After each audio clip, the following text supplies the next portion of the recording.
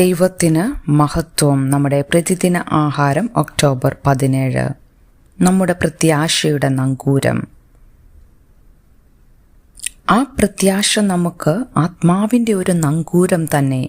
അത് നിശ്ചയവും സ്ഥിരവുമാകുന്നു. എബ്രായരുടെ ലേഖനം 6 അധ്യായം 19 വാക്യം.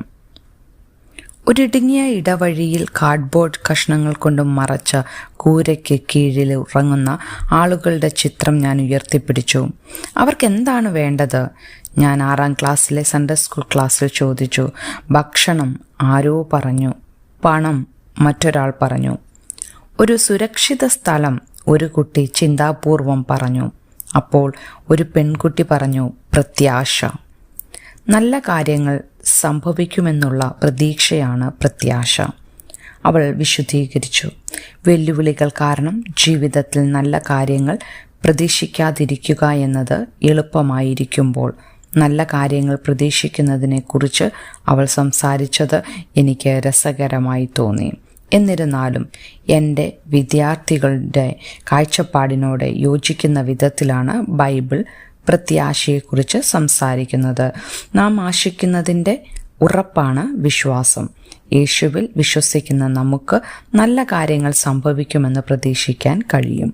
ക്രിസ്തുവിൽ വിശ്വസിക്കുന്നവർക്ക് ആത്മവിശ്വാസത്തോടെ പ്രത്യാശിക്കാവുന്ന ഈ ആത്യന്തികമായ നന്മ എന്താണ്? അവൻ്റെ സ്വസ്ഥതയിൽ പ്രവേശിക്കുന്നതിനുള്ള വാഗ്ദത്തം.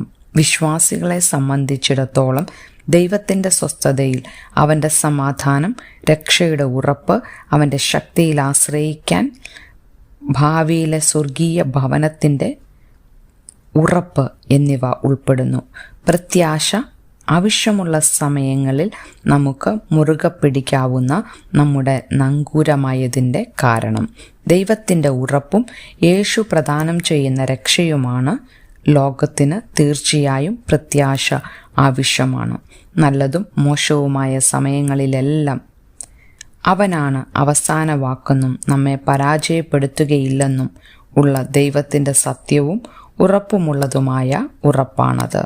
നാം അവനിൽ ആശ്രയിക്കുമ്പോൾ ദൈവം തൻ്റെ സമയത്ത് നമുക്കായി എല്ലാം ശരിയാക്കുമെന്ന് നമുക്കറിയാം. ചിന്തിക്കുക.